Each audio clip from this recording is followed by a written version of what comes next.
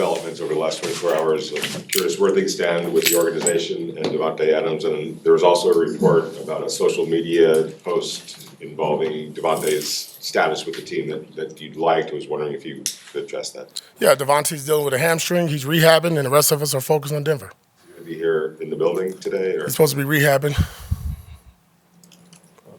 So yesterday, Davante went on the Up and Adams show and discussed, there was a social media post earlier this week. Was that something that was accidental on your part in terms of liking the post? Or? Yeah, I'm just focused on Denver. Coach, how do you think Jack Jones responded to missing some time to start the last game? Oh, no, I think Jack Jones handled it like a pro, right? Like I said after the game, that was between me and Jack. We did what we had to do, and Jack did what he had to do when he won the game. Thought he tackled, thought he was physical, thought the effort was there. Everything that we asked him to do, he did. Have you communicated with Davante, and where is the relationship with you? And me and Davante talk often. Have you talked to him since all of this? I leave that between me and Davante. Are you concerned at all about this being a distraction? No, because we're focused on Denver. Coach, what can you say about how the offense performed last week in Davante's absence? I thought some guys stepped up. DJ Turner, right? We got him some action, tried to get him a deep shot on the third play of the game. Just missed him there. Then we got him back on that reverse. I thought it was really good.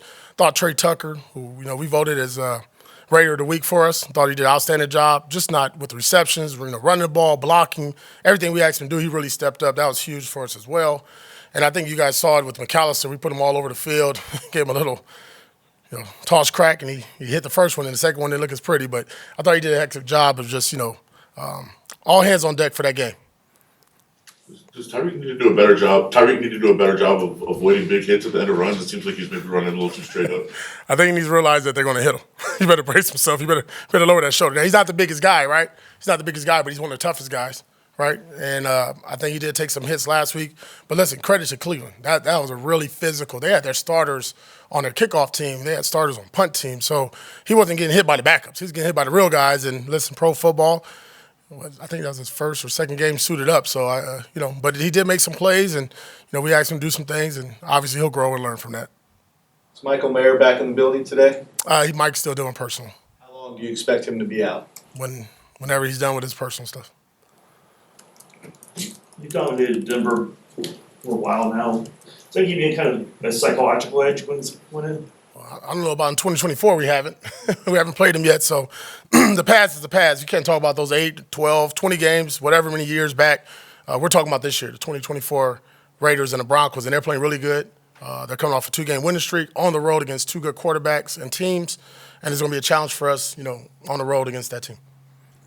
You talked about the scheme last week offensively, and then the two receivers score on runs. Do you see more of that kind of like more creative stuff coming along with those guys? I thought it was a good job by our offensive staff just trying to find ways to get the running game going, however it goes, and whoever it goes through, right? But really, each and every week is different. The team last week was playing crash nines, and they didn't hold the edges, and we felt that our speed can get there. So we'll see how this week looks when we prepare for the Denver Broncos.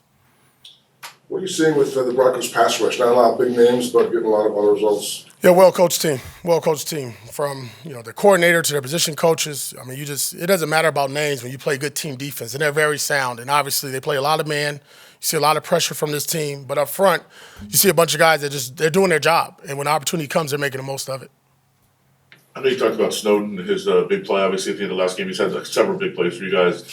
I guess how much pride do you take when a guy fights the way that he did just to get his opportunity and then takes advantage of it? I think it speaks volumes for the culture that we set, right? We said the best players will play, and when they get the opportunity, just make the most of them. And he's doing that. It started on let's go back. It started on practice squad, giving a hell of a look. An opportunity comes up. He's ready. He's prepared. He goes into special teams. He does that. And then, okay, look, we want to play a different defense. We want to get a bigger body out there. And listen, we're dropping him in coverage. We're actually in the rush. We're actually doing a lot of things. And, credit to the player, really, putting in the time and effort in the building to study, and along with our coaches to get them prepared, and just showing up, obviously, on Sundays.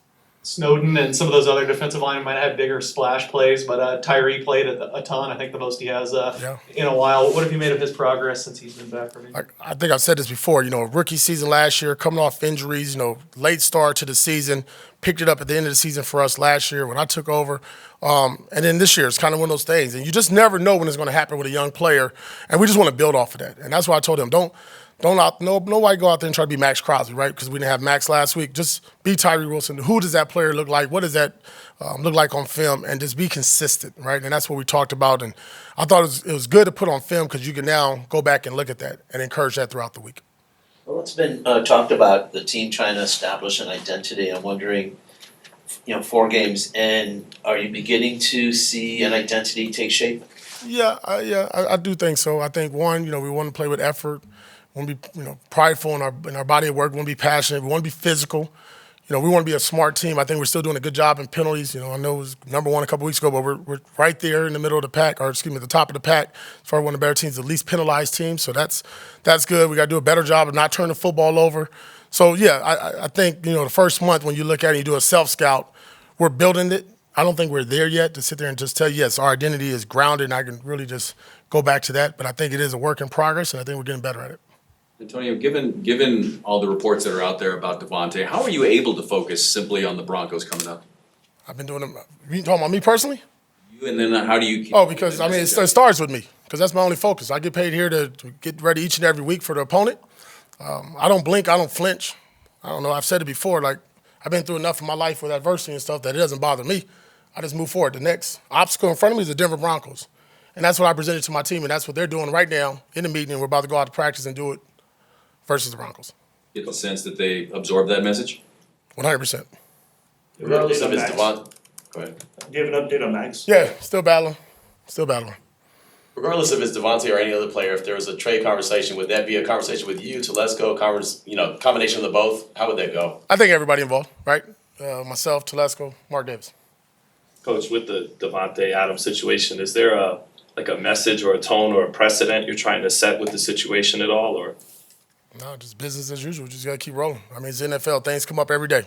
Since I've taken over this job, it's been obstacles. So just another one. Antonio, with Max, it was kind of going back and forth. He got hurt against the Ravens, and he played the next week and didn't play. Is it like a pain threshold situation, or you're just trying to be cautious? It's a long season. It's an injury that, if you think about it, last year, the injury happened later in the season, right? So we're scrambling, we're scratching and clawing, trying to get in the playoffs. Now it's early. If you could take advantage of the early games, early part of the season, get him healthy. We got a bye week in the middle. And, at the end of the day, my job is to protect Max Crosby from Max Crosby. If it's up to Max, he'll be out there practicing every day at every game. He won't miss one snap, but we've seen that over the years. But I think as, you look at the player, you look at the organization, you got to do what's best for both. And that's what we're doing with Max. That's good. Cool. All right, thank you.